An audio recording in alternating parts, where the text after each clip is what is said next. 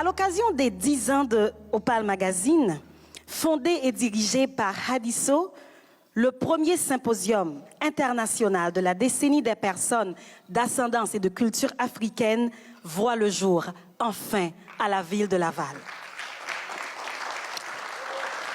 Et c'est grâce à la détermination, au courage et au leadership de cette femme que nous sommes ici ce soir. Donc, vous avez déjà commencé, on va continuer à l'accueillir chaleureusement dans les mots de bienvenue, car c'est grâce à elle que nous sommes ici ce soir. Madame Hadisso.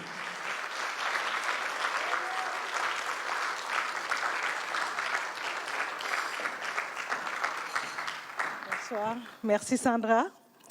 Bonsoir, tu as déjà tout dit. Alors, bienvenue à Laval. Bienvenue à l'ouverture de ce premier symposium sur les cultures africaines et d'ascendance africaine. Nous sommes tous d'ascendance africaine. J'ai beaucoup aimé ce terme que les Nations Unies ont mis en avant.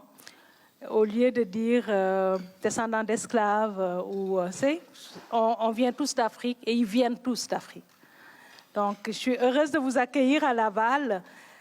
Sandra m'a fait un clin d'œil en me disant « n'oublie pas Opal », parce que c'est vrai qu'au-delà d'Opal, c'est l'Afrique qui est important pour moi. Nos racines, nos origines, qui nous sommes. Et nous sommes fiers de ce qu'on est. L'Afrique a beaucoup donné au monde. Cette décennie proclamée l'est sous les thèmes de justice, considération et développement. Chez Opal Magazine, on s'est permis de rephraser un peu. On a mis apport dans le sens de contribution. Parce qu'on n'est pas juste une communauté qui a besoin de justice. On n'est pas juste une communauté qui a besoin de reconnaissance. On est aussi une communauté qui a beaucoup apporté au monde. Et ça, depuis que le monde est monde. L'Afrique a bâti les Amériques. L'Afrique a bâti la révolution européenne. L'Afrique continue à nourrir le monde. On espère qu'elle va nourrir un jour comme il faut les Africains.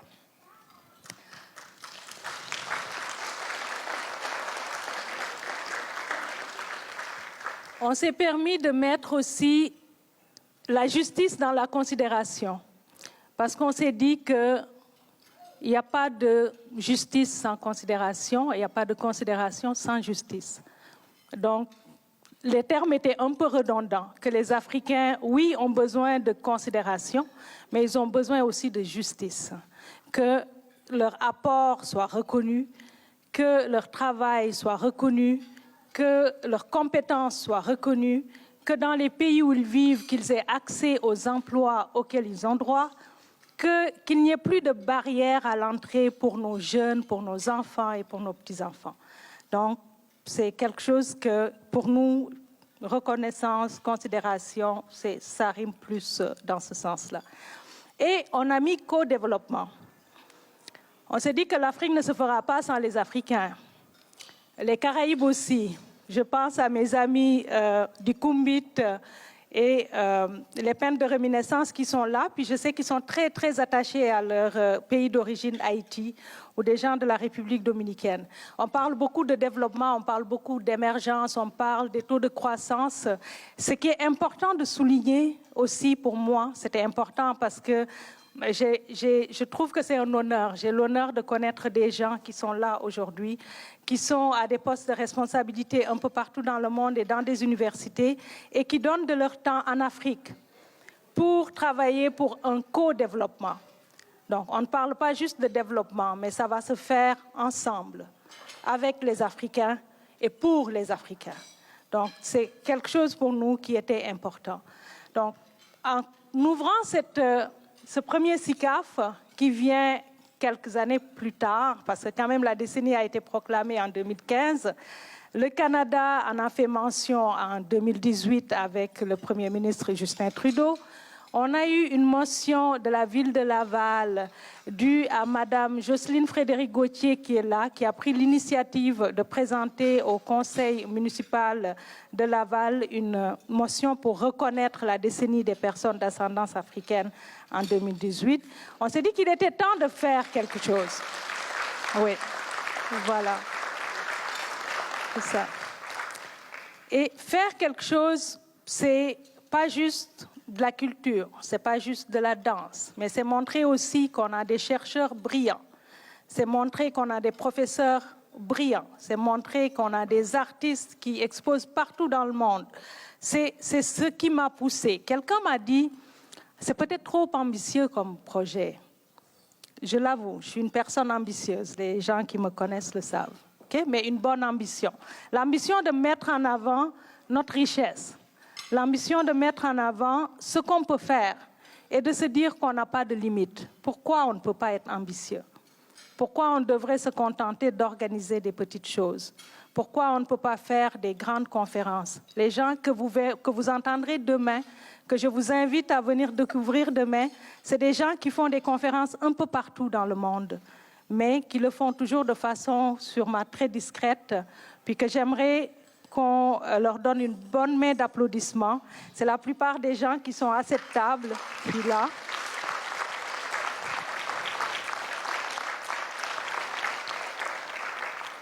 Le credo d'Opal Magazine, donc pour revenir, ça va revenir à la conférence, vous allez voir. Des fois, je pars dans tous les sens, mais ça finit toujours dans un but. En faisant cette conférence, j'ai relié le but d'Opal Magazine à mes racines africaines, et le fait que je viens d'un pays qu'on appelle le pays de la Teranga, et que je vis depuis bientôt 20 ans au Canada, le pays de la diversité culturelle. Donc, pour être quelqu'un de la Teranga, il faut aimer la diversité culturelle. Et la diversité culturelle, c'est s'ouvrir aux autres. Vous verrez dans cette salle aujourd'hui, vous verrez dans nos activités des gens de l'Amérique latine, vous verrez des gens du Maghreb, vous verrez des gens de la Roumanie, salut Plamène, vous verrez des gens d'un peu partout, parce que c'est ça aussi, on n'est pas une communauté renfermée sur nous. On sait travailler ensemble et on sait travailler avec les gens. Donc, dans nos conférences, nous allons avoir Stéphanie Boisvert, qui est là, qui est une brillante universitaire aussi, qui s'intéresse beaucoup à la représentation des diversités dans les médias. Donc, c'était une occasion de souligner son travail, puis de partager avec elle, puis des Afro-descendants seront là, puis des Africains qui vont partager leurs préoccupations. Nous avons aussi, pendant cette conférence, mis en avant un groupe qui travaille fort pour le droit des Afro-descendants, l'AFPC, avec son directeur Jimmy Théodore qui est là.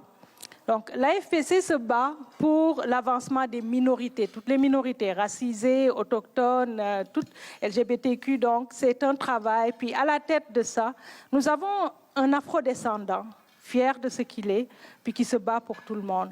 C'est ça, Opal Magazine. Il y a 10 ans, je l'ai fondé en ayant cet esprit, mais en ayant regardé le paysage médiatique québécois où on n'était pas représenté. Quand je voulais lire un magazine, il fallait que j'achète Eben, il fallait que j'achète Abina, il fallait que j'achète Brune, mais parce que je ne voyais pas la minorité dans Elle ni dans Châtelaine. C'est sûr que l'ère du magazine imprimé est finie, mais on continue à exister par nos actions, par notre site en ligne, par nos programmes qu'on pousse. Et pour moi, c'est une fierté de toujours mettre en avant les gens qui font. Les gens qui font bien, les gens qui se démarquent. Et c'est l'esprit d'Opal Magazine qu'aujourd'hui je fête.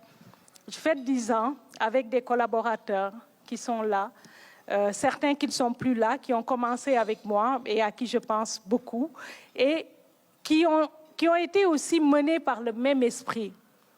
Apporter quelque chose, puis découvrir d'autres gens. C'est dire que la diversité, comme j'aime à le répéter, ce n'est pas une mosaïque, ce n'est pas des pièces statiques qu'on pose un peu partout. La diversité, c'est une liane, c'est une laine, c'est des gens qui se rencontrent, c'est des choses qui se tissent, c'est des branches qui se frôlent, c'est ça la diversité. Ce n'est pas que tout le monde doit être blanc, ce n'est pas que tout le monde doit penser la même chose, ce n'est pas que la personne qui porte un hijab ou un truc est différente de toi, ce n'est pas que tu es plus libre parce que tu portes une mini-jupe ou un décolleté comme moi. La diversité, c'est respecter l'autre, c'est accepter qui on est, être fier de ce qu'on est, mais savoir aussi qu'en face de soi, c'est le même sentiment. La personne en face de toi a le droit d'être comme ça. Voilà. Je vais réserver le reste du discours pour quand je serai en engagement politique, n'est-ce pas, Jocelyne? Je n'ai pas les ambitions, c'est juste pour... Mais en tout cas, je suis fière de vous accueillir aujourd'hui à Laval. Je suis fière de fêter les 10 ans. On espère qu'on va être là encore pendant 10 ans. On espère que ce symposium qu'on commence aujourd'hui aura des répercussions, qu'on pourra le faire encore et encore et encore ici, qu'on pourra amener des afrodescendants avec nous, le faire au Sénégal, qu'on pourrait... Haïti pourrait nous accueillir pour le faire, la République dominicaine, qu'on pourrait aller à Paris chez Ndongombaye pour le faire. Donc, c'est le but, qu'on est partout, puis qu'on peut apporter quelque chose. Je vous remercie, puis je vous invite demain à venir écouter les conférenciers. Ça va être super intéressant. Merci.